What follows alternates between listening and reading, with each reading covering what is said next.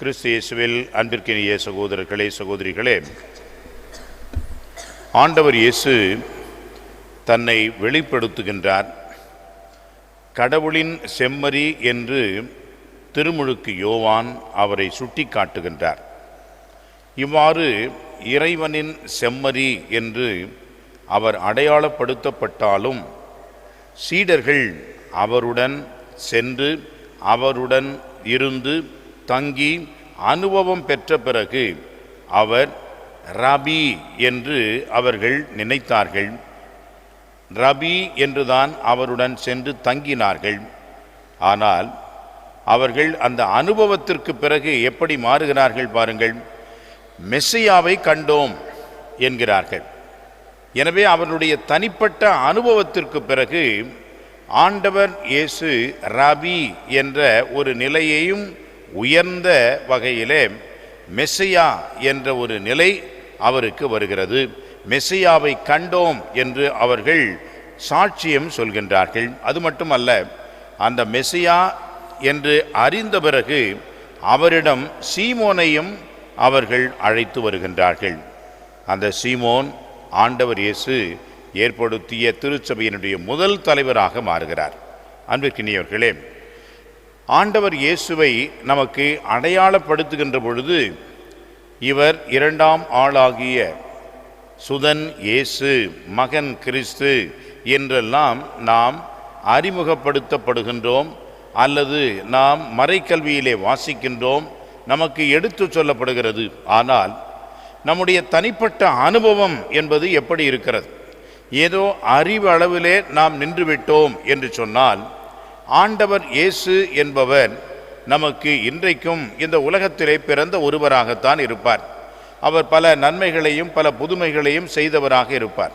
ஆனால் ஆண்டவர் இயேசு உயிர்த்த கிறிஸ்துவாக, இறைவனுடைய மகனாக இன்றைக்கும் என்னிடம் இருக்கின்றார், செயலாற்றுகின்றார் என்று நாம் நினைக்க வேண்டும் என்று சொன்னால், அது சொந்த தனிப்பட்ட அனுபவத்தினால் மட்டும்தான் அது நமக்கு கிடைக்கும், அது நமக்கு கை கிட்டும். இப்படி அனுபவம் என்பதுதான் அன்புக்குரியவர்களே தனிப்பட்ட விதமான ஒரு மாற்றத்தை ஏற்படுத்த முடியும்.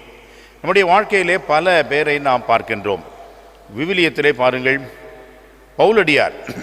பவுலடியார் எப்படியெல்லாம் இருந்தார் என்று நமக்கு தெரியும். ஆனால் எப்படி அவர் நேர்மாறாக மாறிவிட்டார் என்பதையும் நாம் அறிகின்றோம். காரணம் என்ன?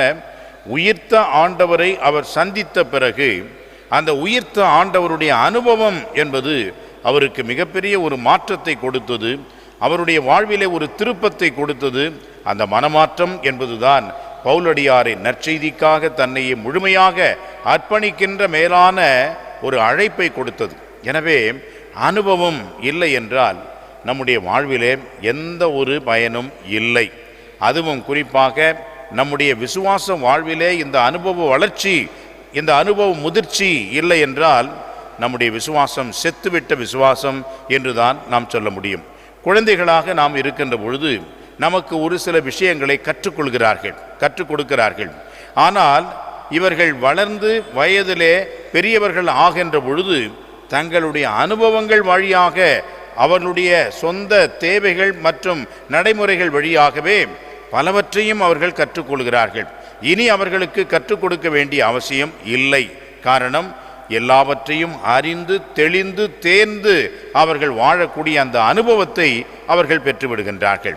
எனவே தான் அன்புக்குரியவர்களே, சிறு பிள்ளைகளாக இருக்கின்ற பொழுது நமக்கு மறைக்கல்வியை கற்றுக் கொடுத்தார்கள், மனப்பாடம் செய்ய சொன்னார்கள். பிறகு இந்த ஜெபங்களையெல்லாம் நாம் ஒப்பிக்கின்ற வகையில் நமக்கு இந்த மறைக்கல்வியை கற்றுக் கொடுத்தார்கள். நன்மை வாங்கினோம், உறுதி பூசல் பெற்றோம். பிறகு படிப்படியாக நாம் இந்த விசுவாசத்திலே வளர வேண்டும், இந்த விசுவாசத்திலே இன்னும் ஆழப்பட வேண்டும், இந்த விசுவாசத்திலே இன்னும் அதிகமாக ஊன்றி நாம் திளைக்க வேண்டும். அதற்காகத்தான் நம்முடைய சொந்த தனிப்பட்ட அனுபவமாக அது மாற வேண்டும். அப்படி இல்லை என்று சொன்னால் நாம் வழக்கமாக வரக்கூடிய வாடிக்கையான கிறிஸ்தவர்கள், தேவைக்கென்று வரக்கூடிய நம்பிக்கையாளர்களாகத்தான் நாம் இருப்போம். சில பேர் திருமணம் என்ற அருட்சாதனத்துக்கு மட்டும்தான் அவர்களை பார்க்க முடியும். அதற்கு பிறகு அவர்களை காணவே முடியாது. அவருடைய குழந்தைக்கு திருமுழுக்கு என்று சொன்னால் வருவார்கள். உறுதி பூசல் பெற்ற பிறகு அவர்கள் எங்கிருக்கின்றார்களே என்று விலாசம் இல்லாமல் அவர்கள் தவறி விடுவார்கள். ஆனால் திருமணம் என்பதற்கு மட்டும் திரும்பி வருவார்கள். இப்படியாக நாம் தேவைக்கு ஏற்ற வகையிலே வருகின்ற ஒரு கிறிஸ்துவர்கள் என்று சொன்னால் ஒரு பயனும் கிடையாது, யூஸ்லெஸ். அப்படிப்பட்ட கிறிஸ்துவர்களாக இருக்க வேண்டிய அவசியமே கிடையாது.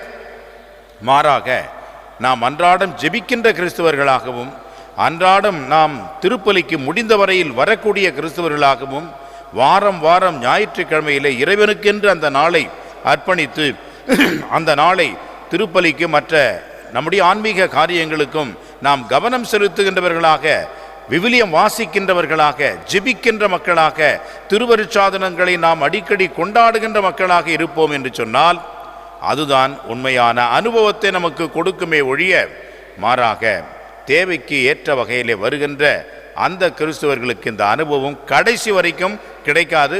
அவர்கள் மேலோங்கிய விதத்திலே, மேலோட்டமான விதத்திலே, மிதக்கின்ற வகையிலே எந்த ஒரு ஆழமும் எந்த ஒரு அர்த்தமும் வேரோட்டமில்லாத ஒரு வாழ்வைத்தான் அவர்கள் வாழ்ந்து கொண்டிருப்பார்கள். அதில் எந்த ஒரு பயனும் இல்லை என்பதைத்தான் ஆண்டவர் இன்றைக்கு நமக்கு உணர்த்துகின்றார். எனவே அன்புக்குரியவர்களே, நாம் இறை வார்த்தையில் ஊன்றி இருக்கவும், இறை வார்த்தையை நாம் தெளிவாக தேர்ந்து நம்முடைய வாழ்விலே கடைபிடிக்கவும் ஆண்டவருடைய அருள் வேண்டி இந்த திருப்பலியிலே ஜெபிப்போம். நம்பிக்கையோடு வாழ, நம்பிக்கையின் ஆழத்திலே நாம் இன்னும் அதிகமாக வளர்ச்சி பெறுகின்ற மக்களாக இருக்க இறை அருளை வேண்டுவோம். ஆமென்.